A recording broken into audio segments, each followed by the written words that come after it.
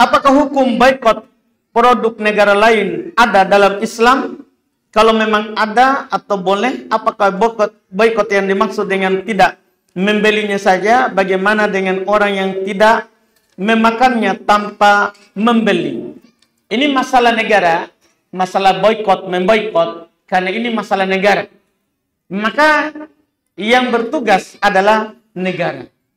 Kalau pemerintah boikot, maka kita ikut boikot. Kalau pemerintah tidak boikot, kita tidak ikut boikot. Karena kalau kita yang boikot, produk tetap masuk.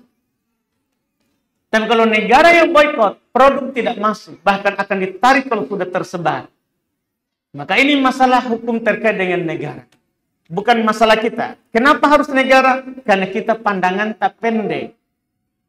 Kita pandangan tak pendek sekali. Kalau saya beli akan dikirim ke negara itu. Kita, kalau pemerintah tidak, pikirkan orang banyak yang kerja di perusahaan itu. Kita mungkin hanya pilih produk. Kita tidak beli, selesai kita kira begitu. Tapi orang bekerja di situ kan gajinya mubah. Kenapa kita pergi haramkan gara-gara kita?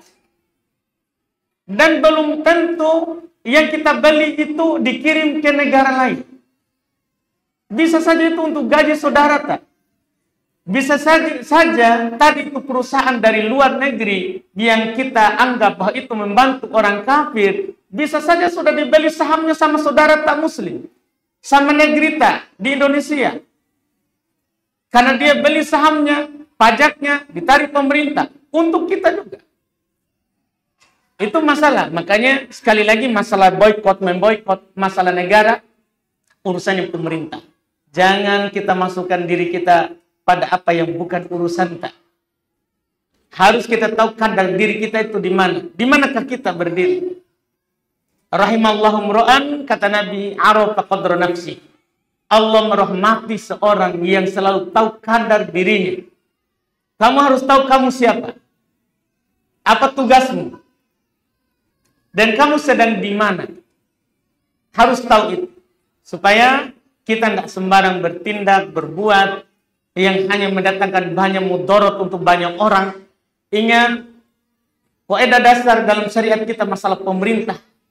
Tasarruf ar-ra'i al-amir itu manut ala maslahatir ra'iyah.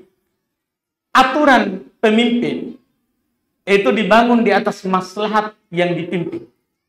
Mungkin tidak maslahat untuk kita, tapi ada di sana maslahat untuk orang lain. Yang nanti juga akhirnya untuk kita juga. Untuk kita juga. Jadi kalau ada pemerintah kita turunkan sebuah aturan, taat saja. Walaupun dia ambil hartamu, dia pukul pundakmu, taat saja. Tidak usah banyak diprotes. Iya, karena aturannya pemerintah. Kita taat, tuntut hakmu nanti di hadapan Allah.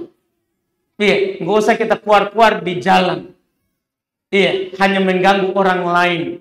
Macet, banyak orang bekerja terlambat. Berapa tukang batu lambat, dipotong gajinya gara-gara kita berdiri di jalan. Berapa orang sakit tidak bisa sampai ke rumah sakit. Berapa ibu hamil yang kita susahkan. Yang mana kalau itu semua terjadi dengan sebab kita, setelah itu kita juga akan susah. Man darallahu alaihi. Siapa yang memberikan kesusahan pada orang lain, Allah akan membuatnya susah. Semua orang menyusahkan orang pasti tidak bahagia. Hati-hati. Makanya lebih baik kalau ada memang kedoliman, kita sholat, bangun tahajud, doakan kebaikan untuk pemerintah. Itu lebih bagus daripada kita masih rame-rame pergi turun ke jalan. Belum tentu berubah.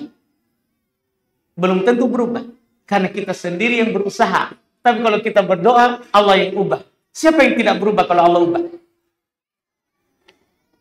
Itu yang harus kita pahami. Wallahu a'lam.